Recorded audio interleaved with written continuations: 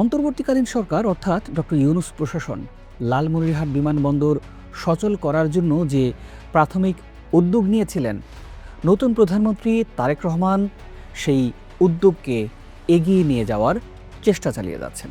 সম্প্রতি চীন এখানে বড় অঙ্কের বিনিয়োগ করতে যাচ্ছে এমন খবর এখন গণমাধ্যমে। এমনকি একটি পাকিস্তানি সাবকন্ট্রাক্টর কোম্পানিও আছে এই তালিকায়। দিল্লির গণমাধ্যমগুলোতে এখন talk of the town Lalmonirhat. তাদের দাবি, লালমনিরহাটকে কেন্দ্র করে চীন এখানে তাদের স্ট্রিং অফ পার্লস বা মুক্তার মালার নীতি বাস্তবায়ন করতে চায়। ভারতের প্রতিরক্ষা বিশেষজ্ঞদের আশঙ্কা, লালমনিরহাটে যদি শক্তিশালী রাডার সিস্টেম বা অত্যাধুনিক যুদ্ধ বিমান মোতায়েন করা হয়, তবে সংকটকালীন সময়ে মুহূর্তেই বিচ্ছিন্ন হয়ে যেতে পারে ভারতের 7 রাজ্য। প্রশ্ন হলো, ভারতের এই ভয় কি অমূলক, নাকি পর্দার আড়ালে দাবার গুটি চালছে অন্য কেউ? প্রিয় দর্শক, আপনাদের সবাইকে স্বাগত জানাচ্ছি। আমি শাহাদাত হোসেন। আজ আমরা জানার চেষ্টা করব লালমনিরহাট এয়ারবেজের নতুন কি আপডেট আছে, লালমনিরহাট এয়ারবেজের কাজে কতটা অগ্রগতি, বাংলাদেশের যুদ্ধ বিমান কেনার পরিকল্পনা নিয়ে ভারতের প্রতিক্রিয়া।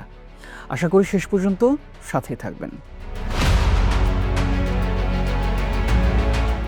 বাংলাদেশের যেসব প্রজেক্ট ভারত তাদের স্বার্থ সার্বভৌমত্বের ঝুঁকির আঁচ করেছে, তাতেই লাল সংকেত দিয়ে বসাচ্ছে। আর তেমন একটি লাল সংকেত পাওয়া প্রজেক্ট হলো লালমনিরহাট এয়ারবেজ। লালমনিরহাটে কোনো বিমানবন্দর হতে দিতে চায় না ভারত। আর বাংলাদেশ যদি এটা করে তো পাল্টা ব্যবস্থা নেবে বলেও হুঁশিয়ারি দিয়ে রেখেছে মোদী সরকার। ভারতের এই লাল সংকেত থোড়াই কেয়ার করে লালমনিরহাট এয়ারবেজ নিয়ে কাজ শুরু করে অন্তর্বর্তী সরকার। সেনাপ্রধান জেনারেল ওয়াকারুজ্জামান এই এয়ারবেজ পরিদর্শনও করে গেছেন। জানা গেছে, যুদ্ধ বিমান রাখার জন্য হ্যাঙ্গারও তৈরি করা হয়েছে এই লালমনিরহাট এয়ারবেজে। এদিকে পাকিস্তান থেকে ভারতের বিমান বাহিনীর জম JF-17 থান্ডার যুদ্ধ বিমান কেনার বিষয়ে আলোচনাও চালিয়ে যাচ্ছে বাংলাদেশ। জানিয়ে দেশি বিদেশি বিশেষ করে ভারতে তোলপাড় শুরু হয়েছে।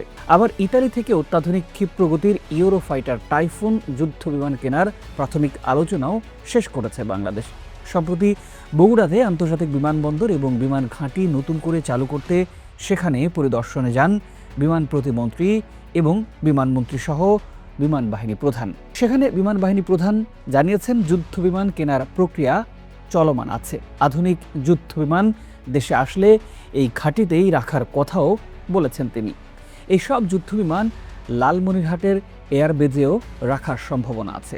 এজন্যই হয়তো সেখানে বানানো হয়েছে হ্যাঙ্গার। বাংলাদেশের এমন সব উদ্যোগে এখন ঘুম হারাম ভারতের। চীন ও পাকিস্তানের সহযোগিতায় সামরিক খাতে এভাবে এগিয়ে গেলে বাংলাদেশ তো তাদের হুমকি হয়ে দাঁড়াবে, এটা খুব সহজ সমীকরণ। নতুন প্রজন্ম যখন ভুলতে বসেছিল দক্ষিণ এশিয়ার দ্বিতীয় বৃহত্তম এই লালমনিরহাট বিমানবন্দরের ইতিহাস, ঠিক তখনই অন্তর্বর্তীকালীন সরকারের প্রধান ডক্টর ইউনূসের নেতৃত্বাধীন যে সরকার, তারা তখন ঘোষণা দিয়েছিল এটি চালু করার। এরপর ভারতের নিরাপত্তা অজুহাতে আবারও এই এয়ারবেজ চালু না করার চেষ্টা তদবির চালিয়ে যায় মোদী সরকার। বিদেশি চাপ উপেক্ষা করে দেশের স্বার্থে এই বিমানবন্দর দ্রুত চালু হবে এমনটা আশায় বুক বেঁধে আছেন উত্তর জনপদের মানুষ সহ পুরো দেশের মানুষ। বেবিচকের পক্ষ থেকে এই এয়ারবেজ চালু করার জন্য একটি কমিটিও গঠন করা হয় গেল বছরে। বেবিচকের টেকনিক্যাল কমিটি, যারা এরই মধ্যে কাজও শুরু করে দিয়েছেন।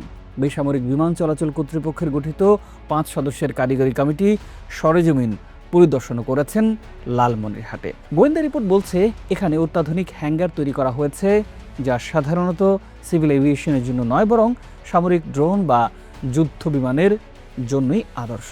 পাল্টা ব্যবস্থা হিসেবে ভারতও ত্রিপুরার কৈলাস শহরে তাদের পুরনো বিমান ঘাঁটি সচল করার তোড়জোড় শুরু করেছে। বর্ডার জুড়ে এক অদৃশ্য স্নায়ু যুদ্ধ শুরু হয়ে গেছে। কিন্তু বাংলাদেশ বারবার বলছে, এটি কেবল অভ্যন্তরীণ যোগাযোগ এবং নেপাল ভুটানের সাথে বাণিজ্যিক হাব তৈরির প্রচেষ্টা। সত্যি কি কেবল সেটুকুই? বাংলাদেশের নতুন সরকারের অবস্থান খুব পরিষ্কার। দেশের সার্বভৌমত্ব এবং অর্থনৈতিক স্বার্থ সবার আগে। প্রধানমন্ত্রী তারেক রহমানের এই কঠোর অবস্থান ভারতকে কি নতুন করে ভাবতে বাধ্য করছে?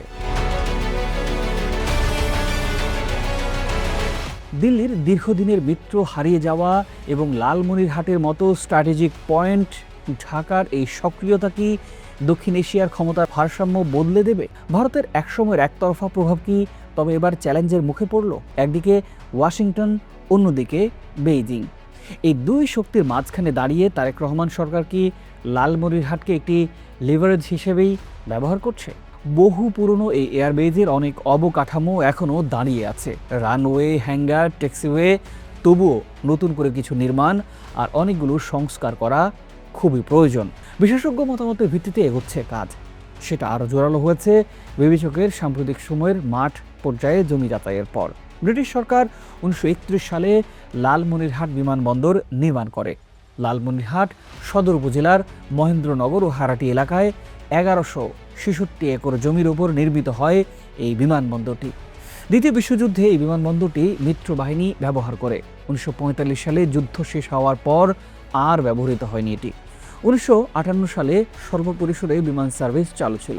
1971 সালে মুক্তিযুদ্ধে পাক বাহিনী এখানে সামরিক ঘাঁটিও স্থাপন করেছিল। দেশ স্বাধীন হওয়ার পর 1972 সালে এটিকে বাংলাদেশ বিমান বাহিনীর হেডকোয়ার্টার করার সিদ্ধান্ত হলেও ভারতের আপত্তির কারণে সেটি আর সম্ভব হয়ে ওঠেনি। শেখ হাসিনা সরকারের পতনের পর প্রধান উপদেষ্টার চেয়ারে বসেই ডক্টর মোহাম্মদ ইউনূস ভারতের এই দুর্বল জায়গাটি নিয়ে কথা বলেছিলেন, তাও আবার ভারতের প্রতিদ্বন্দ্বী দেশ চীন সফরে গিয়ে। এতে তেল বেগুনে জ্বলে ওঠে ভারত। ভারতের সেই আগুনে ঘি ঢালে লালমনিরহাট এয়ারবেজ আর বাংলাদেশের নতুন যুদ্ধ বিমান কেনার পরিকল্পনা। প্রিয় দর্শক, গুগল ম্যাপে একটু চোখ রাখলে খুব সহজে বুঝতে পারবেন সীমান্ত ঘেঁষা এই এয়ারবেজ কতটা গুরুত্বপূর্ণ, ভূ রাজনৈতিক অঞ্চল হিসেবে কতটা ভাইটাল পয়েন্ট এর অবস্থান। 4টি দেশ জড়িয়ে আছে এই এয়ারবেজকে ঘিরে।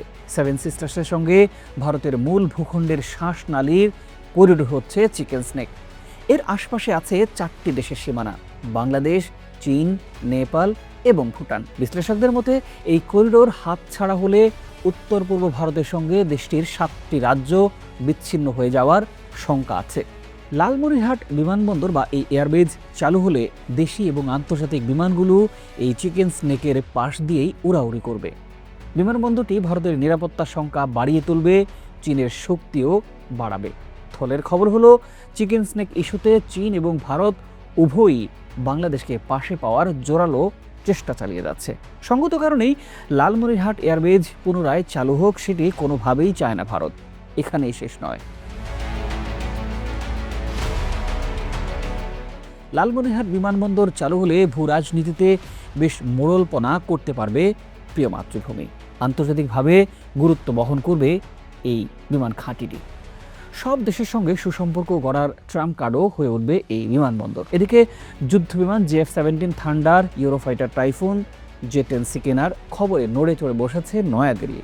এরই মধ্যে এই বিষয়টি নিয়ে সংবাদ সম্মেলন করেছেন ভারতের পররাষ্ট্র মন্ত্রণালয়ের মুখপাত্র রণধীর জয়সওয়াল। জয়সওয়াল বলেছেন, ভারতীয় নিরাপত্তার ওপর প্রভাব ফেলে এমন সব পরিস্থিতির ওপর আমরা গভীরভাবে নজর রাখছি। স্বাধীন বাংলাদেশের সরকারের কাছে মানুষের প্রত্যাশা, ভারতের গভীর নজরকে বুড়ো আঙ্গুল দেখিয়ে নতুন সরকার লালমনিরহাট এয়ারবেজ পুনরায় চালু করবে। ভূকম্পন ঘটবে ভারতের পররাষ্ট্র দপ্তরে।